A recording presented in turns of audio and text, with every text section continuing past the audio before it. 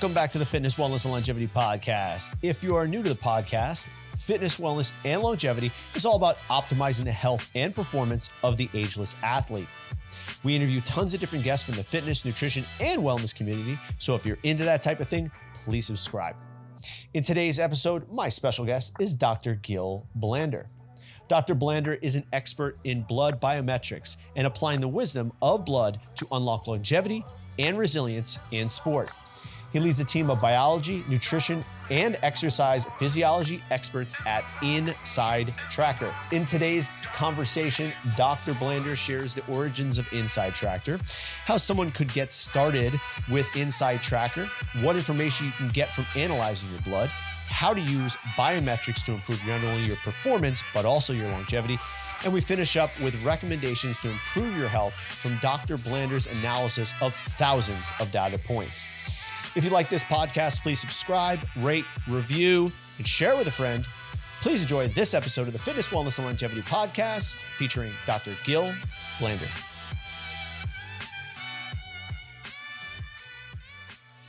Dr. Blander, how you doing today? Very well, Sean.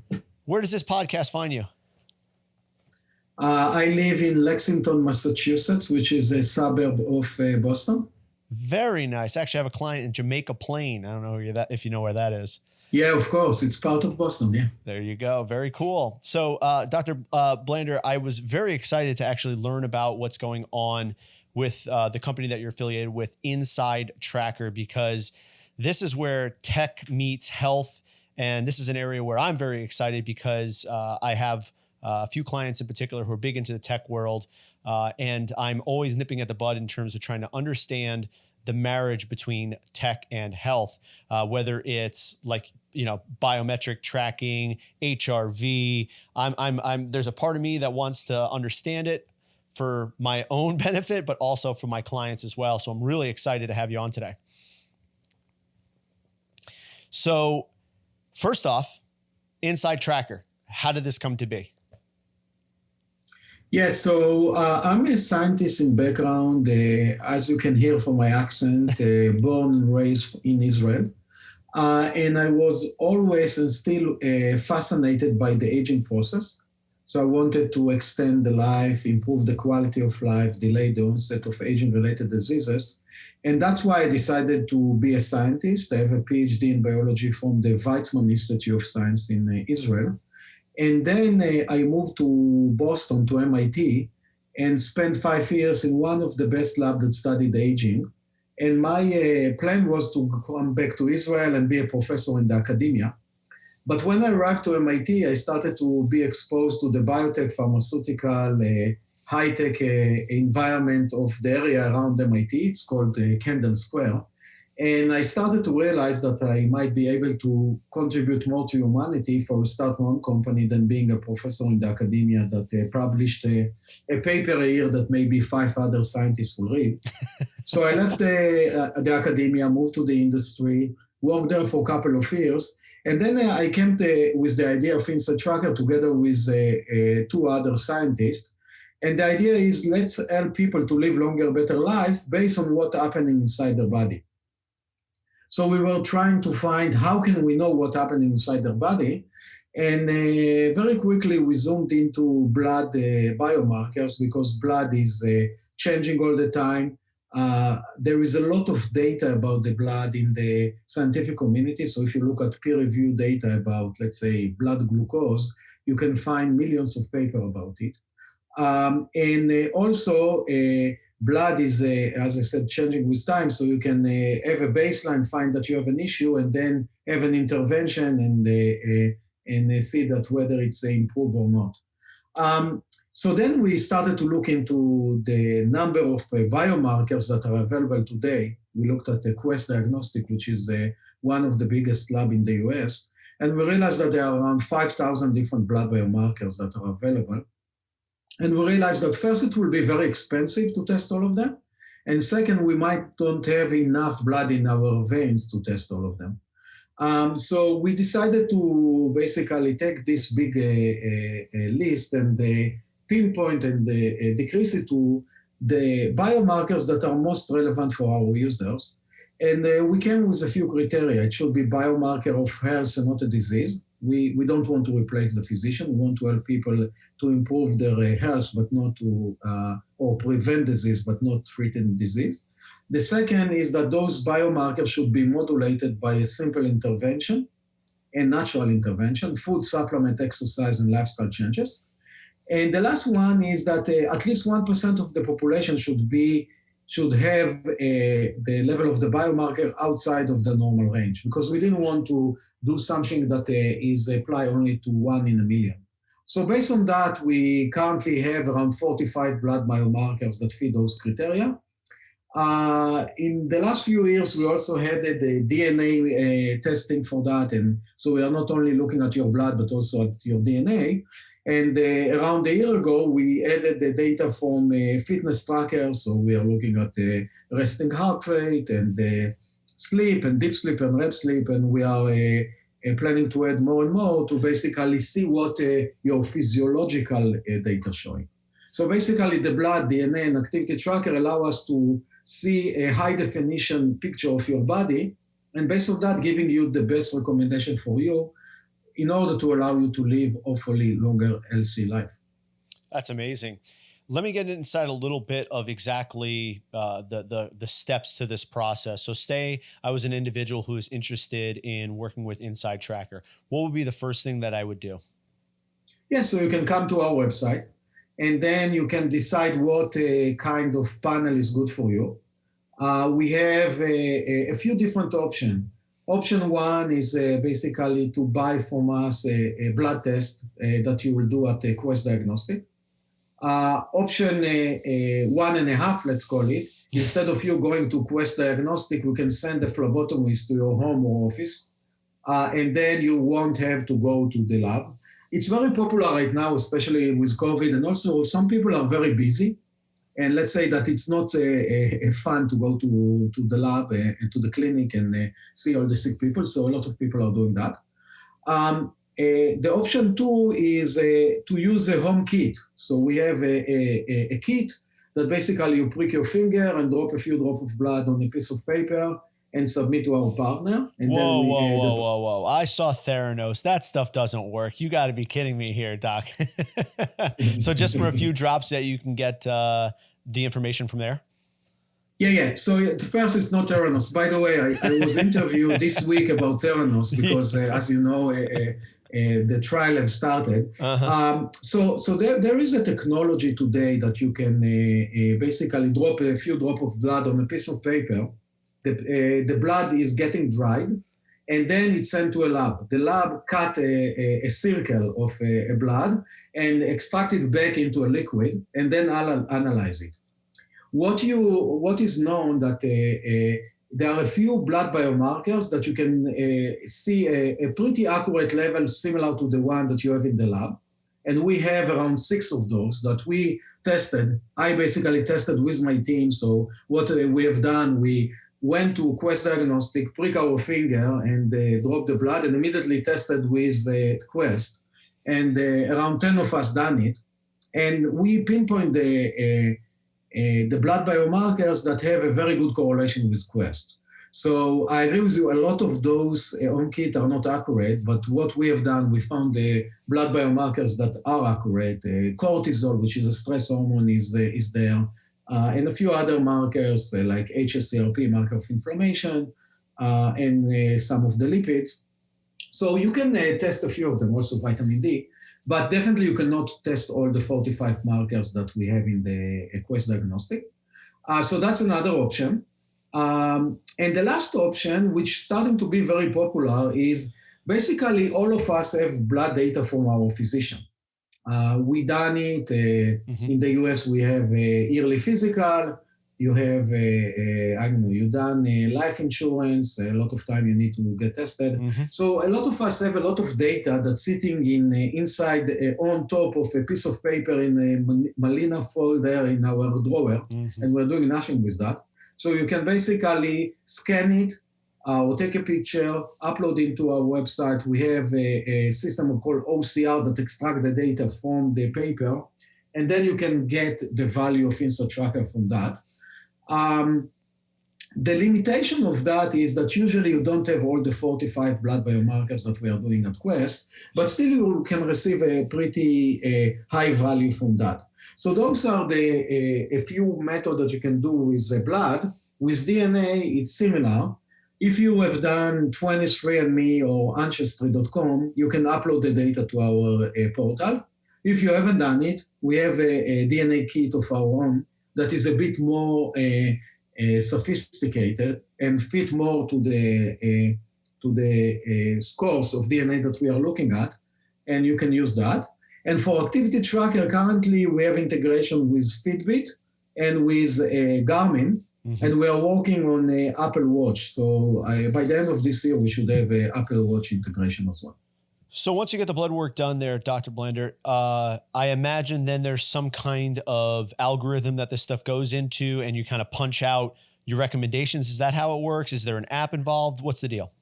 Yeah, it's a very good question. So so we see the blood, the DNA, and the activity tracker as an input, okay? Then you have all what we call the analysis and the recommendation process, and then you have the outputs. Okay, so so far we discussed the input, the blood, the DNA, the activity tracker, how you get it. What happens is when the data come in, this data get into an expert system, and I'll explain to you and your audience what does it mean. So we build an expert system that our team of scientists, and we have around 15 scientists, mine the peer-reviewed scientific literature and finding information about what are the best ranges for someone in your age and gender and ethnicity and athletic activity? What are the best intervention for someone, again, in your age and gender and athletic activity and ethnicity if your glucose is high, okay? Or if your vitamin D is low. So basically, we have thousands of recommendations like that all of them came from a peer-reviewed scientific publication that extracted by our scientists and were input into this expert system. All of those recommendations are mixed with your information. So the level of your blood biomarkers, your level of your DNA, the level of your physiomarker, and your preferences. You like meat or you don't like meat. You are vegan or not vegan. You are a marathon runner or you are a couch potato. With your demographic information, age and gender and ethnicity and all of that. So basically, if you combine all of that together, we have more than 200 data points that combine together.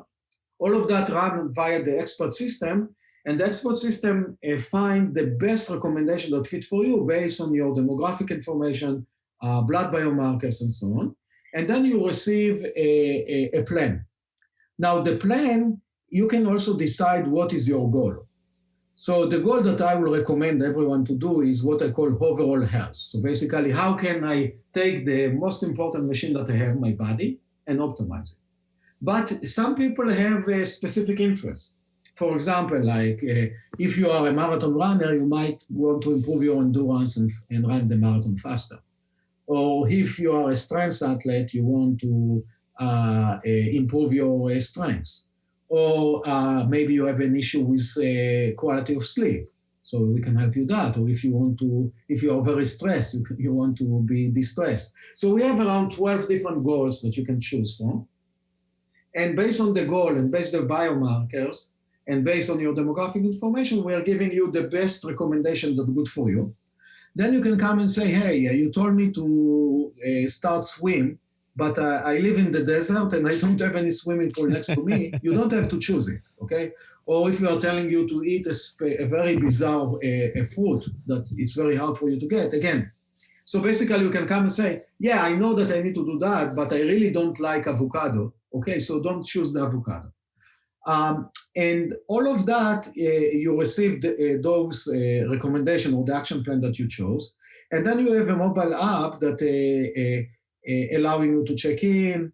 We also have a daily question that we ask you. We are giving you what we call the wellness score, that giving you how good is your wellness based on the blood biomarkers, but also based on the check-in and the physiomarkers. You receive a lot of explanations. We also have an application that's called Inner Age, that basically we can tell you how old you are based on your blood biomarkers. So there is a lot of interesting and good insight and recommendation in the mobile app that allow you to not only receive the recommendation, but also do them and hopefully improve the goal and the biomarker that you want to improve, and then test again after a while and really see if you've done it or not. Who is the ideal candidate for this type of service? Because obviously I'm a coach, I do nutrition, I do physical, personal training, et cetera. But when you talk about opening up an app and having to use it on your own, to me, that's not everybody. So do you have an ideal person who this works for?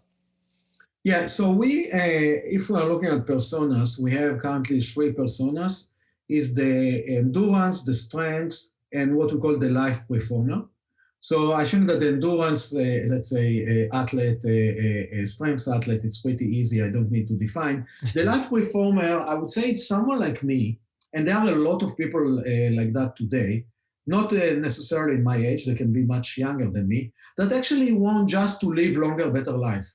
And if you think about it, a lot of also the athletes, they are not, most of us are not doing, not exercising. Let's say I'm not exercising in order to be in the Olympic in Paris in 2024. I'm doing it because I want really to live longer, better life. And I assume that most of us are doing that. So if you look at the personas, again, you have the strengths, the endurance, and the life performer. That's currently the a population that we are aiming for. So you still, is there any type of service that you guys offer that you're actually getting a human being, or is it all through the app? Yeah, so we are doing all through the app because I really believe that, and I'm trying to serve every human being, so I want to reach to 7 billion people. But we have a partnership with hundreds of coaches that are working with us, and they're basically using the InstaTracker platform. And for them, we have also what we call the coach dashboard. So again, they can see the cohort that they are managing, and they can see whether this person checked in, what is the plan that he's done, have he done the test or not. And those coaches can, if needed, they can also support some of our clients. So we have a bit of a relationship with those coaches. Sometimes they are bringing customer to us. Sometimes we are also bringing customer to them. So yeah, we have that solution if needed. That was actually going to be one of my questions here because like I say, I wear 2 different hats. One, more self-serving, where I'm like, okay, what's in this for me? What can this possibly be for me, for my longevity, my health, my strength, my endurance? But then also for coaches, you know, like what have you seen so far in terms of individuals that are using the Inside Tracker? How is it helping coaches be better coaches? Yeah, I think that coaches a lot of time are driving blind. In part of the way, so you know what you see. So someone can look great from the outside, but he's really rotten from the inside, or vice versa. So I think that for coaches, you can have a lot of insight by using InstaTracker and find, for example, that this person is too stressed, or this person is over-exercised, or this person just is whining all the day, but actually is internally look great and he can work harder. So there are a lot of things that you can find that you can, when you look inside and use unbiased data, because people are telling you something, but everyone have a different tolerance to pain and to stress and other. But when you look inside and you see that his cortisol is high, really stress, or if you have a creatine kinase is high, really have a muscle damage, then you say, this person is in a risk of injury. Maybe I'll ask him today to just rest or do yoga. So I think that you can have a lot of insight and understanding and unbiased data from using InstaTracker.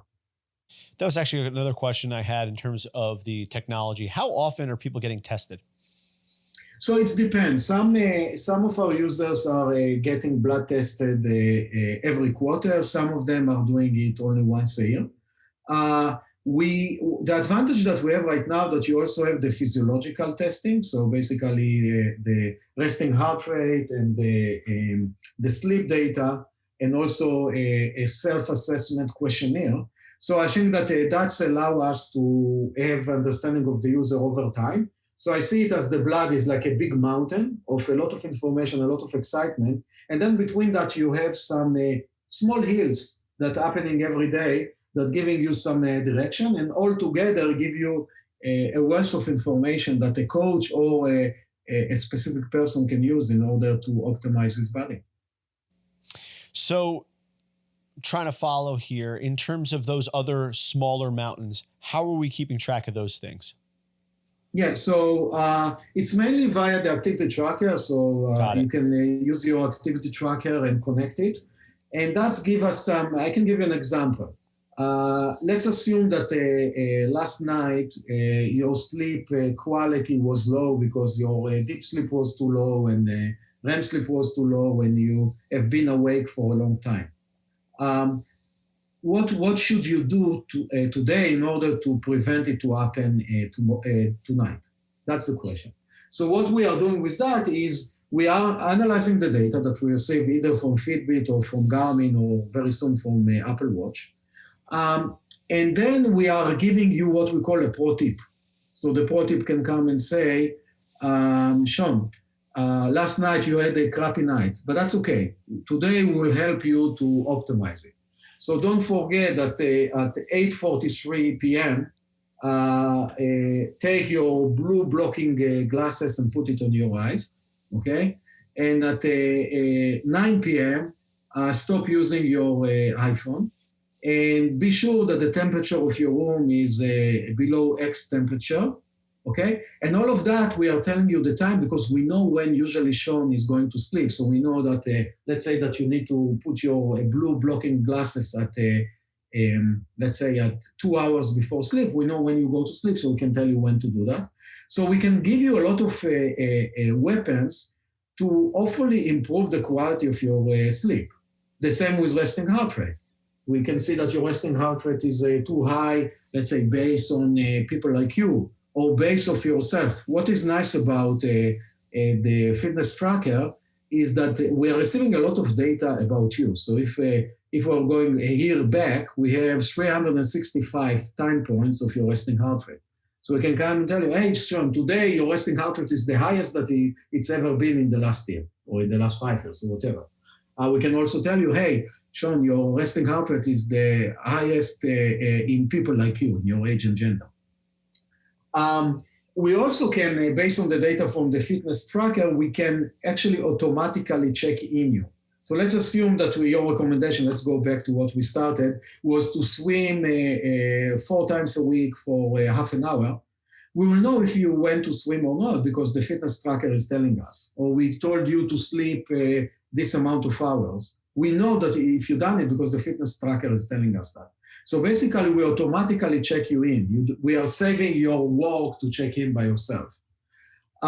We can also give you some analysis and some analytics. So for example, we can tell you what is the best time for you to exercise. Is it morning? Is it afternoon? Is it midday? We can tell you what is the best time for you to go to sleep. We can tell you which exercise is the best for you to decrease your resting heart rate, okay? So we can give you a lot of cool information inside that they are very applicable for you. Again, if you have to exercise in the morning, that's fine, but maybe it's better for you to exercise in the evening. You might not be able to do that, but it is an important information. So I feel that what I'm trying to say, the combination of the activity tracker data and the blood is great, but on top of that, we have the DNA. So on the DNA, we can tell you about your chronological circle and basically telling you, you are a morning person, okay? So it's better for you to maybe to exercise in the morning based on your DNA, but also make a decision in the morning. When you have an important board meeting, don't make the decision at night. Try to make the board meeting in the morning, okay? We can tell you that your DNA is showing that you have a high risk for high glucose, but actually your blood showing that you don't have it. So you're great, you beat your odds. You got a crappy cards, but you're playing them very well, okay? But in the opposite, it could be that you have a great card, so you have a low risk for high glucose, but your glucose is high. That means that most likely you are doing something wrong with your lifestyle. And let's pinpoint and find what are the lifestyle decisions that you're making that are wrongful. So that's the idea. When you're starting to have a different dimension of data, you can combine them together and the recommendation becoming very powerful.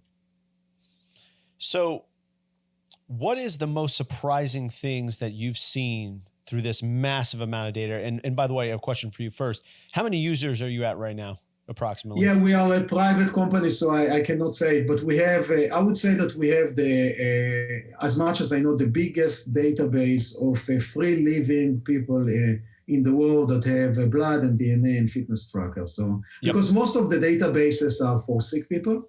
And, yes, which is a very good point. Yeah, and I don't think that I don't want to be compared to them, and I assume that Sean, you and your friend don't want to be compared by them. So we have a database of a lot of athletic, active, and healthy people, and then it's much better it's harder to be compared by them because we are competing between us, but excellent it's much more exciting. Excellent point. So what's the most surprising things that you've seen amongst this healthy cohort? I think that there are... I wouldn't say the most surprising, but there are a few surprising points that I've seen. First, I think that this population supplement too much. So I think that a lot of us are saying, hey, I want to eat well, but okay, I will take a supplement or a multivitamin.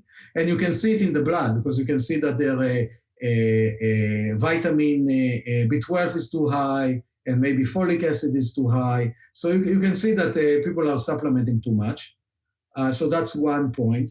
Another point that maybe it wasn't surprising, but the magnitude was surprising, that a lot of, especially the athletic active population, especially women menopause women, have a low iron and they don't know about it. So the majority of the users that I was talking with that had this issue, they didn't know about it. And that's really bad, especially if you're an endurance athlete and you want to improve your performance. When you have a low iron, that means that less oxygen will come from your lungs to the muscle and also to the brain. And I'm sorry, doctor, that's low iron. Yeah. My apologies. My ears wasn't picking it up. Okay. Low iron. Go right ahead. Yeah. Yeah. So it's I would say that it can be a pretty high percentage of that population that have low iron. And it's not only women, it's also males that are endurance athletes, because when you run, you tend to bleed from your gut and basically lose some microscopic bleeding, that you lose some blood, and you have a higher chance to have low iron. And unfortunately, even if you go to your physician, they won't test all the markers and the right markers. So we have a battery of around 10 markers just for iron. And the two most important are hemoglobin and ferritin. Yep. The hemoglobin is most likely get tested by the physician, but ferritin is not. And when you see both of them, you can pretty easily find whether you have anemia or low iron. And if you have that, it's pretty easy to fix it, just taking iron supplementation or increasing the food that contain iron. Now, as you say that, I know that higher iron levels as we age have been linked to, not causative, but correlated to things like Alzheimer's. And that brings up an idea and concept, and wondering if you guys are already tackling this in terms of the longevity component, like looking at those biomarkers and saying, hey, here's the data that we have in terms of like specific diseases and the correlatives to those diseases. Mm-hmm. Are you making those recommendations, or are you able to make those recommendations? Yeah, so we are doing something similar. What we are doing is we are looking at our database and basically looking at a regression line, which is basically similar to the mean or the average of the population over time, and looking at biomarkers that either going up or down during the aging process. And then we can come and look at you, for example, Sean, and come and say, your age is X. At your age, your, let's say, marker, let's say glucose should be that level. You are above the marker and glucose is going up with age, so that means that you are older than your age for glucose. If you are below that, you are younger for your age. So we found around 18 markers like that are changing with the age. And basically we're looking at each of them and then combining them together and coming with something we call inner age, and basically telling you how your body looks from the inside based on your blood biomarkers. And we're comparing it to your chronological age, and then we can tell you, Sean, you are older than your chronological age or younger than your chronological age. We can tell you why, because we can tell you this marker and that marker are responsible for that. And then we can tell you what should you do in order to optimize those markers. You should eat more than that and take this supplement and do this exercise and so on. So what are you finding is the biggest challenge right now in terms of developing this technology, or is it the wearables itself, getting people, to be doing their blood work? What's the biggest challenge you're seeing as a company? Yeah, I think that we are now in a very good point in macro and micro environment. So I think that in the last, I would say 10 years, all the personalization and the longevity and the personalized nutrition got a lot of steam.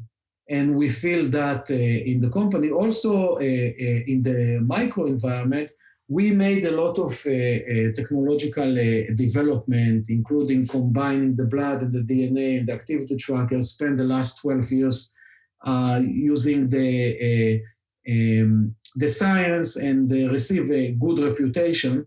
So I think that we are having a very nice growth of amount of customers and satisfaction and the quality of the data that we are giving. So I would say that we are in a pretty good shape. I think that maybe the challenge is not with our current audience that I described before, but how can we penetrate to the majority of the audience, or the majority of the people that are less intrigued by longevity, they are not endurance or strength athletes, how can we get to them? But I think that we still have time, because the size of the market, the amount of the endurance and strength and the life performance only in the US is so big that we can still go and spend a few more years before we'll have to battle this issue. But so far, I think that we are in a very good situation. So I'm not seeing a lot of challenges. That's great. It's great to hear. And it really is inspiring to hear that, there's a big enough cohort that a company like yours and many other companies that are not the same, but offer longevity, or at least that kind of understanding of what's going on inside out. But obviously there's there's a big difference between what you guys are doing and, let's say, some of the other guys are doing. Do you find that, because let me put it this way. So I believe it's Apple who they released a statement that they said they might be doing continuous glucose tracking in one of their future iWatches, and it might be sooner than later. And I'm thinking, okay, continuous glucose monitoring right now requires a filament to be stuck in the arm. And how accurate can the data be if we're not actually getting on the inside of the body? And that leads me to the question of, I know we're dealing with algorithms and there's mathematicians and engineers involved here that are far beyond the scope of me. But in terms of the data that we can draw and the conclusions that we can draw from the hardware that we're currently using, is this an overreach, or do we really need to take a look at the hardware and say, is this the best we can do right now? I want to get your thoughts. Yeah, so let's start with the CGM, which is the continuous glucose monitoring. So I can say that I'm currently researching it and trying to see how can we add it to our product. And I agree with you that today it's a bit cumbersome. You need to have this disc insert into your arm and spend 2 weeks with that. And basically every 8 hours come with your phone and read it. I don't know if you've done it or not. I'm in in the middle of experiment, a self-experiment on myself. But I think that the value is very high, because what is nice about that, you find the peaks of the glucose post-meal, and that can basically tell you whether this food is good for you, meaning that the peak is not too high, or the food is not so good for you, the peak is very high. Yes, so absolutely. I think that what is important is, I'm a scientist and I like it and I can do the experiment by myself, but we should a bit dumb it down and allow the average person, or let's say not the average person, but our average customer, to enjoy it and do it. So you need to give him a few different avenues, okay? Ask him what the food that you eat during a normal week, and then give him an experiment. Say, okay, so you eat banana today for breakfast, eat banana, wait 2 hours, and then eat apple, okay? And then see, banana give you a bigger peak than apple or not? For example, for me, I've seen that some interesting information about that I can adjust my diet and decrease my peaks that I didn't know before. So I think that there is a good value for that. As you said before, it's not an easy experience, and it's not something that you should do 24/7 for 365. It's enough to do it for 2 weeks to understand what's happening, and maybe a year later to do it again and see if it's still the same or something changed. So I think that there is a value there, but still the technology and the user interface of the players that are currently in the market are not as good as they should be. So I think that it's good for the early adopters, but won't be easy to use for other people. Now, you asked about Apple and the CGM, or continuous glucose monitoring, that they are trying to incorporate. Again, I heard the rumors that it won't be this year, so it won't be at Apple Watch 7, but it might be at Apple Watch 8.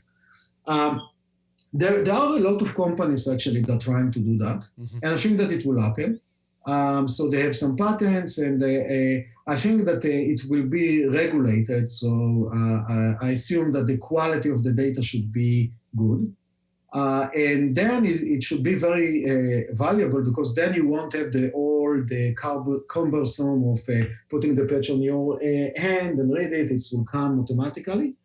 The quality of the data might be a bit lower, but it's a question of cost versus value. And cost is not only money. The cost is to insert it into your arm and do the testing and all of that, which is not fun.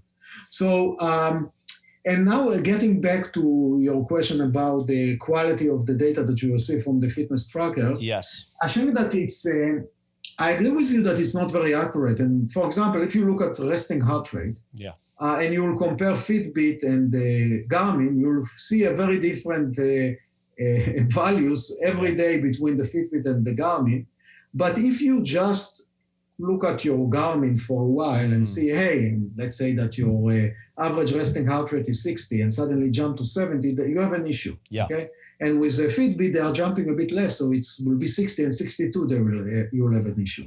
So we are taking it into account, and we know, because Sean is a Garmin user, let's say, and Gil is a Fitbit user, we'll know what to tell you and what are the recommendations to give you. But I agree that it's not easy to interpret what the data that you get from Fitbit and Garmin by yourself. That's why we have another layer that we build to give you and explain to you and give you some recommendations. So I think that it's the best available. And sometimes using the best available is better than using nothing. So I agree with you that they are not 100% accurate, but it's better than nothing. I think that's a great point. For me, I'm a purist, I suppose, whether it's body fat testing, sleep studies, HRV or anything like that. I'm like, use the real stuff, get into a bod pod, get a real sleep, go get a sleep study or something like that. But it seems like, at least if you're, again, that 80-20 rule, number one, but number two, if you're at least having the same test over and over and over again, using the same system, there should be some kind of accuracy within the tests themselves. Exactly. Yeah. So what's the future? Where do you see this in 15, 20 years? Yeah, I think that the future is a bit of what we discussed before. So think about a wearable that give you all the blood biomarker by yourself, or let's say differently. Maybe in 15 years, you will spit on your iPhone, pee on your iPhone, and bleed on your iPhone, and then you will your get own information. iPhone, okay? Your iPhone, not mine. My iPhone. And then you will receive all the information. So I think that first it will be much more simple and easy to do. I don't think that you will need to go to Quest Diagnostic again. You mentioned Theranos. So Theranos didn't work. I think that the vision is great. The execution was bad, and there was some, let's say, they haven't said all the truth. Mm-hmm. But this technology is around. I'm currently using a technology of machines that you take 100 microliter of your blood, put it on the machine, and 2 minutes later you receive a data of 15 different blood biomarkers. Mm. This technology is already available. They use it in the ER of hospitals, and that's helping a physician to make a decision. This machine today is this size, okay? And it's wow. The weight is, I don't know, a few pounds, and it costs $15,000. Mm-hmm. But it will become smaller, cheaper, and easier. Yeah. So then, if you think about it, we'll come to your gym and bleed for a second, and then InstaTracker or something like InstaTracker will tell you, hey, Sean, today you should do 2 reps of that and 5 minutes of yoga. And before you get into the gym, go to this machine, and that's the shake that you need to drink. Yep. And this is the banana that you need to eat between the yoga and the 2 reps. Yep. And after the exercise, that's what you need to do. So it can get to that level based on knowing exactly what's happening in your body. I think that also the activity tracker, as we discussed, think about Apple Watch having a continuous glucose monitoring and the temperature, and a lot of that is actually happening in different wearables, can give you a lot of information. But I think that what we today miss and what InstaTracker is bringing to the table is the analysis, synthesis, and recommendations. And I think that building all of that together will give the end user a lot of information and a lot of advice of what he should do. So I can give you another use case. You walk in where do you live, Sean? I live in South Florida. Okay, so you walk in the street of Miami, okay, Miami Beach, let's say, yep. A cooler place, and you get into a restaurant, okay? So you'll receive a notification from InstaTracker, hey, Sean, we noticed that you went to this restaurant. Oh, wow. Sean, this restaurant is not good for you. You walk another 100 yard, and the next restaurant is better for you. And then, most of us are lazy, so you say, okay, I'll stay here. So we'll send you another notification 2 minutes later. Say, okay, Sean, you made a bad decision, but the best dish in this restaurant is this dish. Mm. And that's why it's good for you, okay? Wow. So that's another use case of what technology and the analysis and recommendation and the location can do in order to support you and become the guardian angel of health. Every time that you are making a decision, we can support you and tell you what is the best decision for you. And now it's your decision to decide you want to do it or not. I mean, aside from maybe doing some kind of electroshock, I think that sounds like as far as you can go without actually taking away people's free will.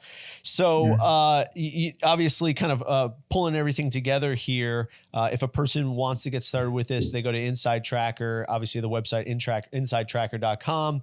They can choose multiple ways of getting their blood analyze and get the biomarkers tested. And then if they do have a fitness tracker, they're going to be uploading or linking that to the Inside Tracker app. Is that correct?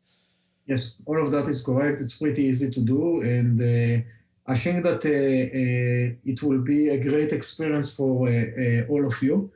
And we also like to talk with our users. So if anyone have a question or something is not clear, as I said before, we have a team of partner of coaches that can help, but also if someone have a question, we have a team of nutritionists and exercise physiologists in-house that can answer a question and clarify it. And I'm doing it because I want to make the product better. So every time that I know that a user is asking a question, that means that we haven't done a good job, and that will help me and my team to improve it and make it better. Dr. Blander, before you go, I have a few other questions that I'm dying to ask you. Some of the other companies, obviously, I don't want to blow anybody up or put anybody on the spot, gives recommendations in terms of readiness and their ability to train on that any given day using HRV. Have you guys considered doing HRV tracking? Yeah, we are working on that. So again, I have, as I said, a team of scientists that working on the recommendation and on the biomarkers. I can tell you that the addition of the physiological marker or the activity tracker, we spent a few years doing that. We are trying to, not trying, we are staying very close to science. So we are trying not to get out of it. So every recommendation that we give is based on a peer-reviewed scientific publication or publications. And we are showing it also to the user. So each of the recommendations of the tip, you can click on a reference and read the paper if you want. Oh, wow. We are trying to be an open box. You can be either a closed box and a closed box or black box. That's what Theranos have been. We are trying to be an open box, and we are basically explaining you to exactly why we are recommending it to you. So I think that HRV is a very important physiological marker. And I think that there is a lot of merit in that. Again, I don't know exactly what they're doing and how, but again, you need to be careful because HRV is part of the story. You have also the resting heart rate, and you have the sleep quality, and you have the stress. So you have a lot of things to know. I hope that they are doing everything that they are doing is based on science, but I cannot tell you. So I think that the bottom line, HRV is very important, and there is a lot of value in that. But when you deal with the end consumer, you need to be very careful and try to be as close to science as possible. I love that. And last thing before we go. So Inside Tracker is pretty much unique in a lot of different ways. What is the biggest recommendation that you've seen so far, or that you're able to take so far in terms of the fit population? You mentioned before about, supplementation and that kind of thing, but boil it down to maybe one or two or three things that in general, the population who's going to be listening to this now, what should we be doing to improve our longevity? Yeah. So I think that it's a good question about this population, because this population is unique. This population, in contrast to other population, they are overachiever, and a lot of time they are exercising too much. Okay, and they are. I see friends of mine, people in the 50s and 60s, that are going for 100 or 120 miles bike ride. And then a day later go for another one, and then the day after they tell, I'm so tired. Why am I so tired? So it's not a rocket science why you're tired. So try to have a rest, try to have stretchings, try to. It's not a competition. Go to a ride or for a run for fun. We're doing it for fun. You're doing it for fun. Don't come and say, I have to do 120 miles today. No, you don't have to. And you can stop in the coffee house and drink coffee in between and enjoy it. So that's one. We are not Spartans that we need to suffer all the time. So that's one. Don't over-exercise. The second, and maybe it's part of the over-exercise, is a lot of us are waking up at 5 a.m. to go and do this ride or this run. And sleep is so important. Don't cut it. It's better for you. Go at 6 and run for half an hour or an hour instead of 2 hours, but still accumulate the sleep. So take the sleep and get the benefit of the sleep. So that's the second So one. The hierarchy of exercise and sleep, you're putting sleep at the base of that pyramid. Yeah, definitely. Definitely. Wow, okay. If you think about it, let's say that the average person sleep between 6 to 8 hours a day. You still have at least 16 hours that you can exercise. Yeah. Fit it in. Why to cut extract it from the sleep? Yeah.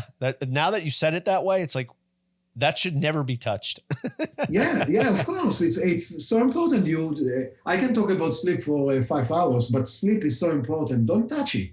Sleep, and if you can wake up freestyle, meaning don't have alarm clock and all of that, that's the best.